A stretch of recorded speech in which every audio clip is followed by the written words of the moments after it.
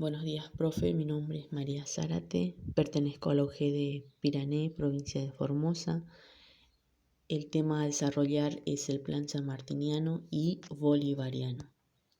En sus antecedentes sabemos que la entrevista entre San Martín y Bolívar tuvo lugar los días 26 y 27 de julio del año 1822 en la ciudad de Guayaquil.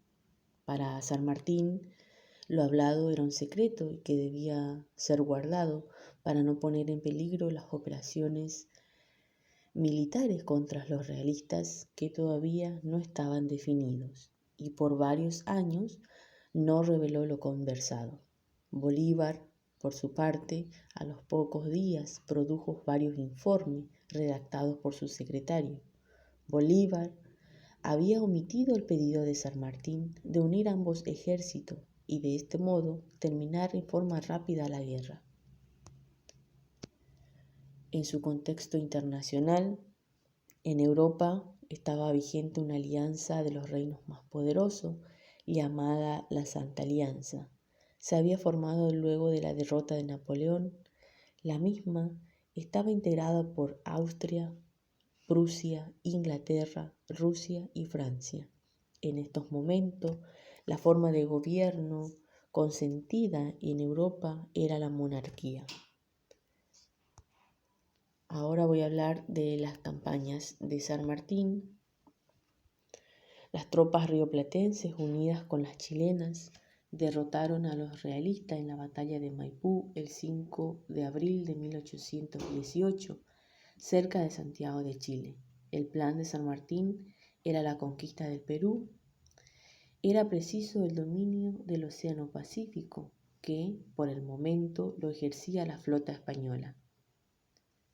Se creó una escuadra argentino-chilena, concediendo el mando al almirante inglés Thomas Cochrane.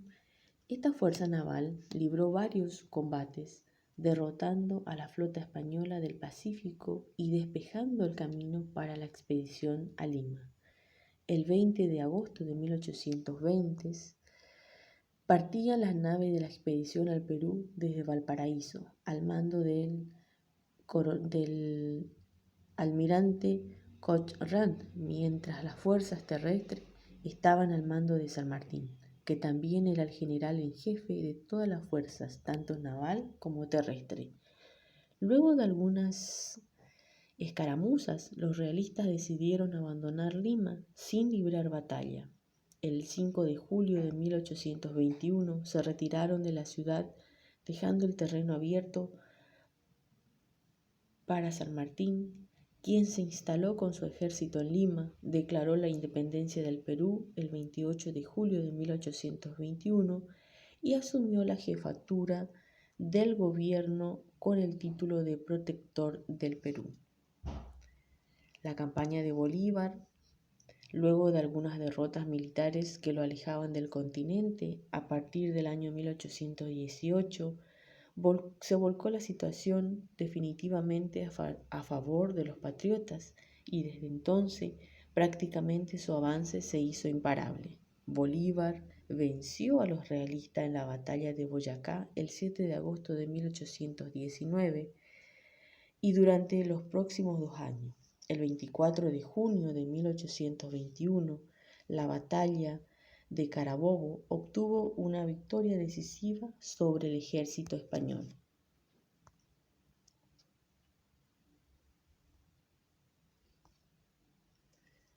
¿Cuál era la situación de Guayaquil? En octubre de 1820, el puerto de Guayaquil proclamó su independencia de Europa. José Joaquín de Olmedo, designado jefe político de la provincia, convocó a un cabildo abierto, el cual se reunió el 9 de octubre. Allí se decidió nombrar y notificar autoridades, siempre y cuando juraran lealtad al nuevo régimen independiente. Por otra parte, el general colombiano Antonio José de Sucre entró con sus tropas en Guayaquil y firmó otro acuerdo entre la Junta de Guayaquil y el gobierno colombiano. Pero las fuerzas de Sucre fueron derrotadas por el general español Aymerich. Por lo tanto, la Junta de Guayaquil se dirige a San Martín solicitándole auxilio militar. Entonces, San Martín envió al norte, al mando de Andrés de Santa Cruz, tropas compuestos por el Río de la Plata, chilenas, peruanas y los granaderos a caballos. La élite del ejército de San Martín se reunieron ambas fuerzas y Sucre avanzó con su ejército hasta las lomas de Pichincha, donde el día 24 triunfó el ejército libertador. Las situaciones o las intenciones de San Martín y Bolívar con respecto a la provincia de Guayaquil eran distintas. Mientras San Martín proponía determinar el futuro de Guayaquil, Bolívar entendía que Guayaquil era parte de Colombia y que ella por sí no podía determinar su independencia o anexión al Perú. La entrevista. La entrevista. Al mediodía del día 26 de julio de 1822 descendió San Martín con su comitiva y una pequeña escolta. Desde el muelle hasta la casa se había formado un batallón de infantería en su honor. Bolívar lo esperaba al pie de la escalera. La primera entrevista entre estos dos libertadores fue a puerta cerrada y sin testigo. Duró aproximadamente hora y media. Esta entrevista tuvo carácter confidencial.